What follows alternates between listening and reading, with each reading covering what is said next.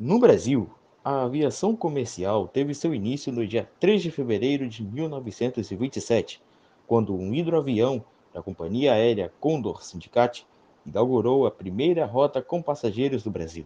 Ao longo da história, existiram inúmeras e marcantes empresas aéreas, e nessa série, em que contaremos a história de diversas companhias aéreas, você irá conhecer como se consolidou a aviação comercial por aqui, e começaremos pela história da VASP.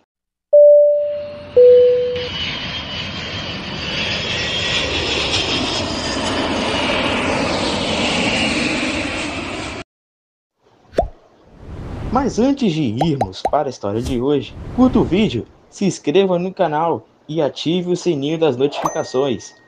A companhia aérea pioneira no Brasil foi a Varig, como sabemos, mas muito além de Varig, Penair, outras como a VASP se destacaram e foram obrigatoriamente importantes para a constituição de nossa aviação comercial. A VASP, Aviação Aérea São Paulo, foi fundada originalmente no dia 4 de novembro de 1933, por ocasião de 72 empresários, sendo um deles sobrinho do pai da aviação, Santos Dumont, que firmaram a decisão de, por conta própria, investir seu capital. Foi ainda em 1933 que a companhia começou a funcionar, especificamente no dia 12 de novembro, ou seja, 8 dias depois da data oficial de sua fundação, no Campo de Marte. Foi a partir do Campo de Marte que foram inauguradas as duas primeiras linhas comerciais da empresa, com os famosos bimotores Monospar ST4, que são de fabricação inglesa. Assim, a empresa iniciou voos de São Paulo para São José do Rio Preto, com escala em São Carlos, e de São Paulo para Uberaba, com escala em Ribeirão Preto, no interior paulista. Os Monospar tinham capacidade para 3 passageiros e tiveram como madrinhas a doutora Olívia Guedes Penteado, que batizou o VASP-1, denominado de Bartolomeu de Gusmão, e a doutora Antonieta Caio Prado, que batizou o VASP-2, denominado de Edu Chaves. Ao contrário da Varig e outras empresas da época, a VASP foi a primeira a iniciar suas operações com aviões e não hidroaviões. Já em 1934, parecia que os voos estavam fluindo, e assim a empresa precisou de um avião maior, adquirindo um DH-84, com o objetivo de chegar até Goiânia. Nesse período, a companhia aérea estava sob gestão de seu primeiro presidente interino, que foi um de seus fundadores, Eribaldo Siciliano. Com as condições precárias de infraestrutura aeroportuárias da época, dificultavam a operação da nova companhia. Nos primeiros meses de operações, a VASP teve suas operações suspensas por conta das fortes chuvas que inundaram o Campo de Marte. As operações foram retomadas no dia 16 de abril de 1934. Além dos aeroportos sem a mínima estrutura, os aviões também eram rudimentares, ao ponto que a meteorologia era feita observando alguns montes próximos a São Paulo, e a navegação era seguida através de observação de trilhos de trem. Tais dificuldades foram decisivas para a empresa participar do desenvolvimento de novos aeroportos e campos de pousos no interior paulista. Assim, a nova empresa transferiu suas operações para o recém-inaugurado Aeroporto de Congonhas, mais conhecido como o Campo da VASP. Esse novo local de pouso foi financiado pela própria VASP, que, somados aos custos dessa construção e da aquisição de novos aviões, levou a aviação aérea São Paulo à sua primeira crise financeira. Para salvá-la, o governo do estado de São Paulo teve de adquirir 91,6% das suas ações, se tornando então uma estatal. Em julho de 1936, enfim, a VASP inaugurou seu campo de pouso. Com estatização, tudo ficou mais fácil e a ampliação de frota e destinos se intensificou, ao passo que a VASP foi a primeira empresa a realizar voos entre São Paulo e Rio de Janeiro, dando origem aos primórdios da ponte aérea.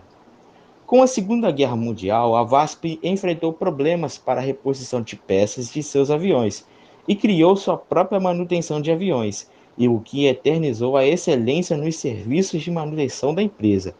Posterior à Grande Guerra, ela adquiriu seus primeiros Douglas DC-3, que sobraram dos conflitos. Com os DC-3, houve o estopim das rotas da companhia, sendo que quase todos os estados estavam sendo servidos pela VASP.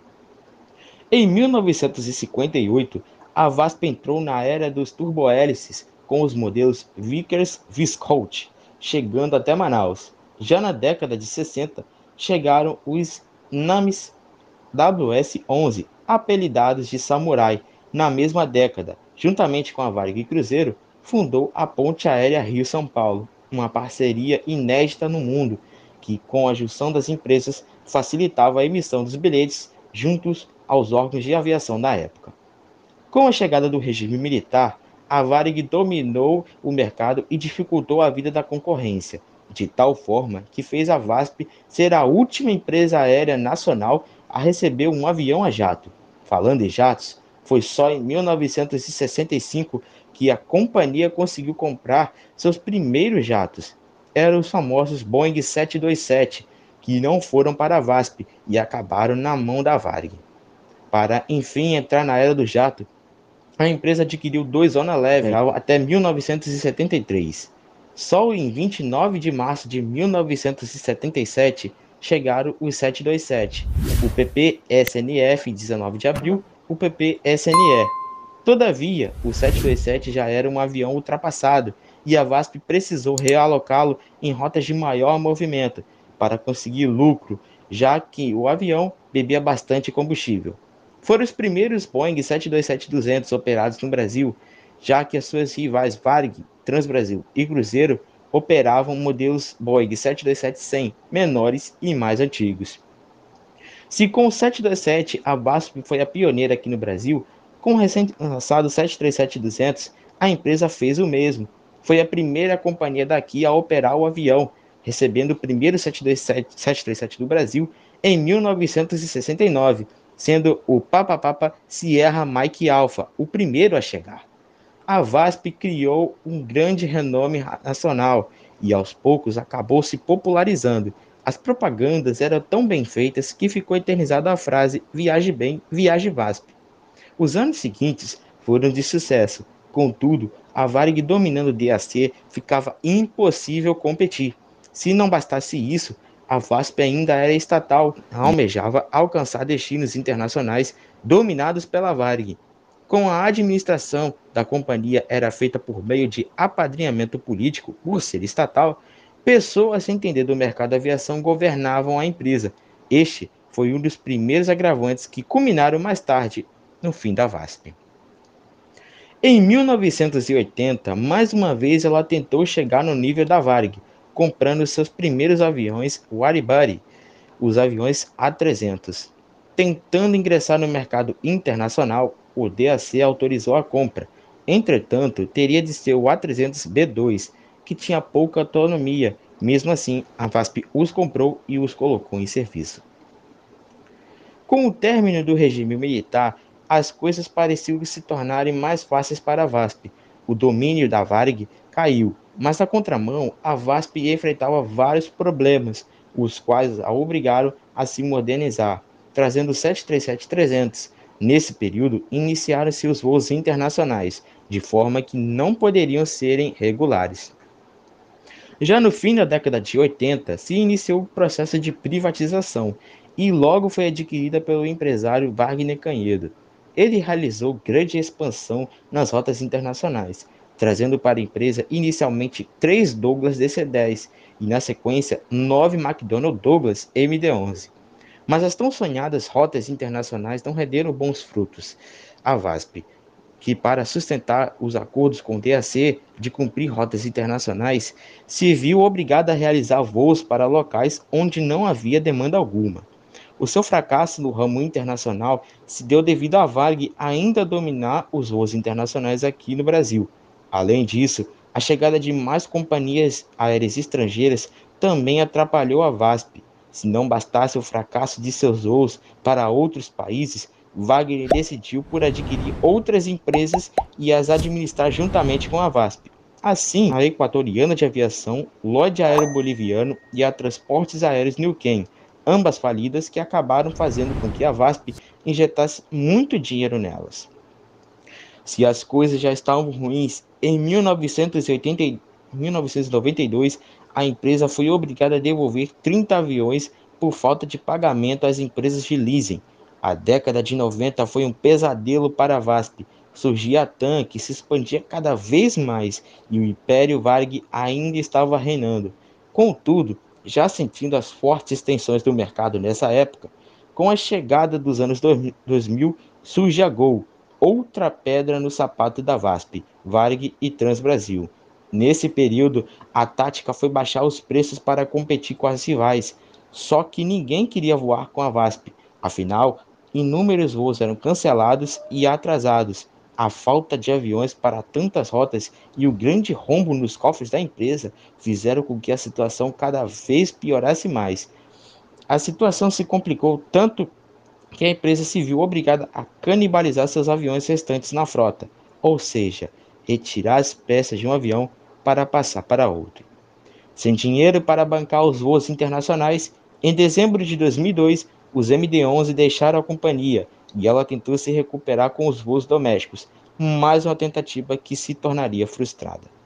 Em 2004, o DAC obrigou a VASP a parar alguns aviões que estavam com manutenções atrasadas.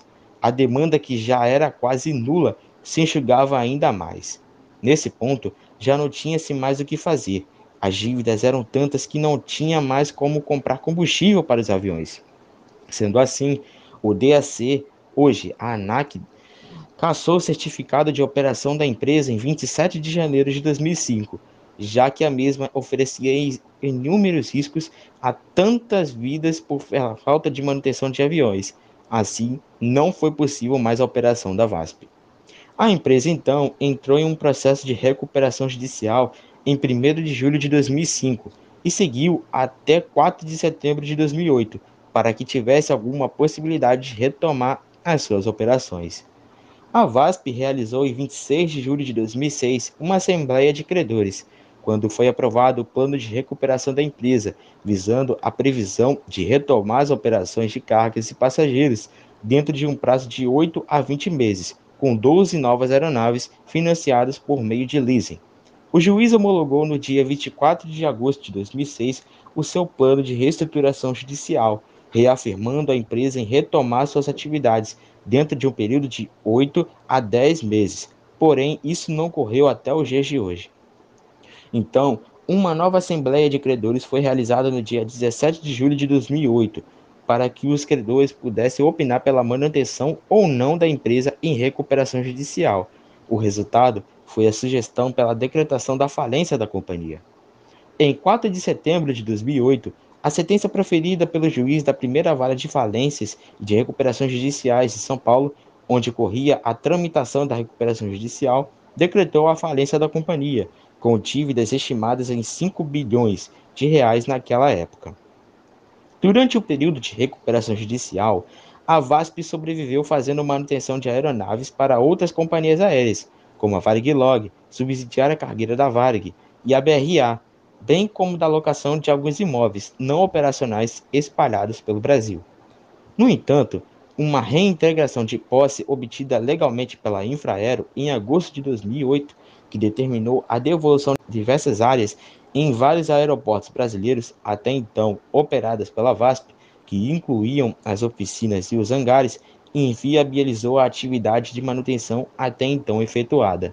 Em agosto do ano de 2011, 4 aviões que permaneciam em Congonhas foram devidamente desmontados para serem vendidos como sucata, e assim, de forma trágica e sem precedentes, se encerrou uma das maiores companhias aéreas tradicionais e pioneira no transporte aéreo brasileiro.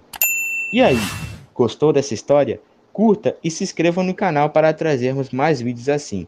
Esse vídeo teve colaboração do que roteirizou parte da história, e é esse que vos fala. Muito obrigado por assistir e até o próximo vídeo, tripulação.